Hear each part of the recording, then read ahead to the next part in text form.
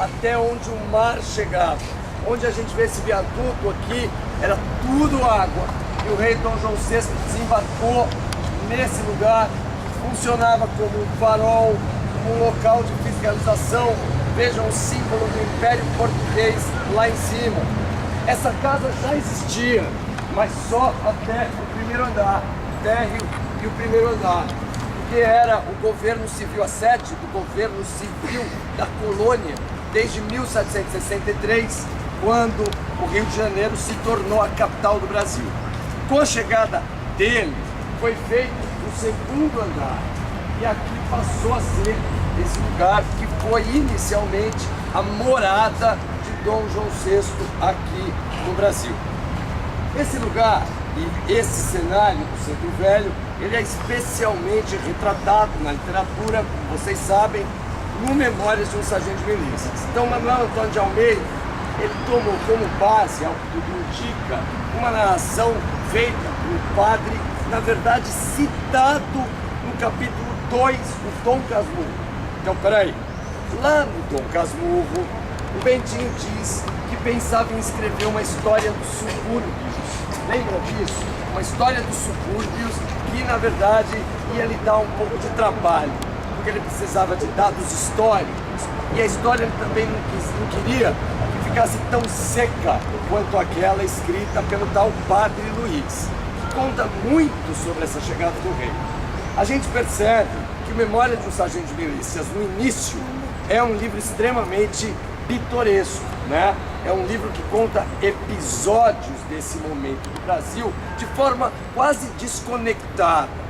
A gente sabe que, aos poucos, parece que Manuel Antônio de Almeida vai se soltando, e a partir do capítulo 23, segundo Antônio Cândido, é que a gente começa a ter a estrutura do romance de folhetim de uma forma mais bem arquitetada. Pois é, no meio dessa história, essa casa aqui, esse Paço Imperial, é citado duas vezes. A primeira vez acontece quando a madrinha precisa procurar ajuda para salvar o Leonardo Pataco. Vocês se lembram que o Leonardo foi preso uma primeira vez porque ele estava se metendo com bruxaria para tentar pegar a cigana, né? Impedir que a cigana o abandonasse. Pois é, a madrinha veio procurar aqui no chamado Pátio dos Bichos, que é o capítulo 7 do livro, veio chamar o Tenente Coronel. O Tenente Coronel é o pai do homem que desvirginou a Maria das Hortaliças lá em Portugal, antes deles virem para o Brasil. E nessa altura do livro, ele vive por aqui, nesse chamado Pátio dos Bichos, uma sala ali dentro, em que pessoas ligadas ao rei vinham 2 ou 3 dias por ano para não fazer nada. Eles ficavam aí à espera de um chamado do rei. Isso é estranhamente, desgraçadamente, parecido com a situação do nosso Congresso Nacional hoje em dia.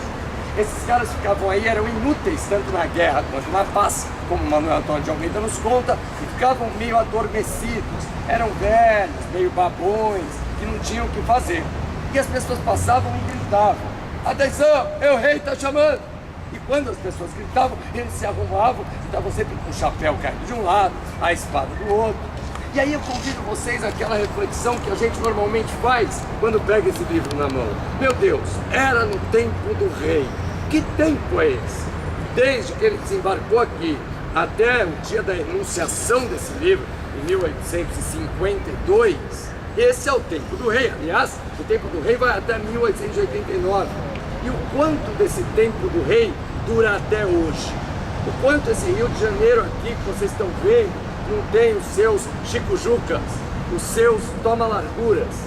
E essa é a segunda vez que esse passo é citado no livro. Lá na frente, quando a madrinha arruma um emprego para o Leonardinho na tal Uxaria Real, para que ele faça alguma coisa e deixe de se tornar, deixe de ser um vadio que ele era, morando na casa da Vidinha, ele vem trabalhar aqui. É aqui que ele conhece o Toma Largura. Para quem ainda não sabe, Toma Largura significa justamente funcionário do paço. Então, o Toma Largura e o Leonardinho trabalhavam aqui, quando aconteceu aquele episódio do ciúme, que corroeu também a Vidinha, que precisou se vingar do Leonardinho mais pra frente. Quando o rei Dom João VI morava aqui, ele não podia pisar no chão, quanto mais sentar, porque o Rio de Janeiro era um lugar muito sujo. Esse país dava um certo nojo na família real, que jamais ficaria frente a frente com as pessoas da terra. Então, havia uma passagem do quarto dele que levava até aquela primeira igreja que nós vamos visitar, que é a Catedral da Sé Velha. Catedral da Sé, que é a única em que o Leonardinho aceitaria trabalhar. Quando ele pediu desesperadamente para que o padrinho libertasse da escola e disse que queria ser padre, que queria ser sacristão, era aqui, na Catedral da Sé, que ele queria trabalhar. Na verdade, gente, tudo isso era um prédio só. Havia um convento construído, que ainda tem parcialmente ali, né? O rei andava por dentro do prédio e ali você vai ver, havia uma passagem dessas, uma passagem como nesses tubos de aeroportos que a gente passa para entrar no avião, uma passagem construída para que o rei não precisasse entrar em contato com a terra. E ele lá em cima assistia a missa dentro da igreja, dava um tchauzinho pro pessoalzão lá embaixo e voltava pro seu quarto. Logo, o palácio da Quinta da Boa Vista ficou pronto e o rei saiu daqui e foi morar lá. E aqui ficou sendo simplesmente um lugar de despachos, né? Um lugar em que o rei viria trabalhar.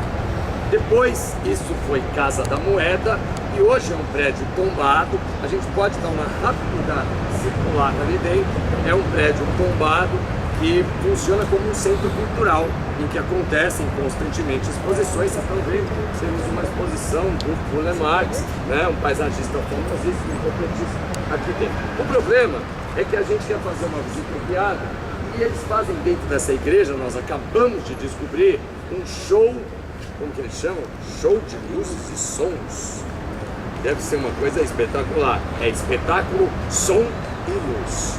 Que vai acontecer ao 12h30, que é agora, né? E na verdade, a 1h da tarde.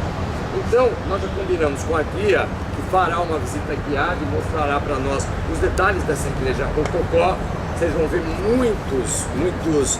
muitas características do barroco, está exatamente nesse momento que a gente está estudando nas aulas de literatura. E nós vamos ver essa igreja que é fundamental, porque é a igreja em que Dom Pedro foi coroado, é a igreja em que a princesa Isabel foi batizada e que hoje guarda os restos mortais do Pedro Álvares Cabral. Então, o nosso livro cita esse local 2 vezes. Nós vamos fazer a seguinte logística então, nós vamos fazer isso. Vamos fazer a visita lá, vamos ver esse espetáculo e depois nós voltamos ao primeiro capítulo do livro que fala das 4 esquinas, onde se cruzam a Rua do Ouvidor e a Rua da Quitanda. E aí vai ficar mais fácil de entender como que o Leonardinho conseguia fugir tão facilmente do Major Vidigal por entre essas ruas estreitas do Rio Imperial, né? Daquele rio narrado no nosso livro. Quando você puder olhar para aquele cenário na sua frente, tá? O problema, como eu disse, é que a gente acabou de descobrir esse passeio e ele vai custar R$6 ali dentro da igreja e nós não tínhamos programado gastar. Então eu peço que vocês juntem as suas moedinhas e paguem esses R$6 lá diretamente na bilheteria. Precisamos então ser ágeis. Vamos dar só uma voltinha aqui dentro. O outro grupo não entrou porque ainda estava fechado esse lugar, tá? Não vamos entrar na exposição. Vamos direto para a igreja. Tem lá, só. Eu quero esse vídeo.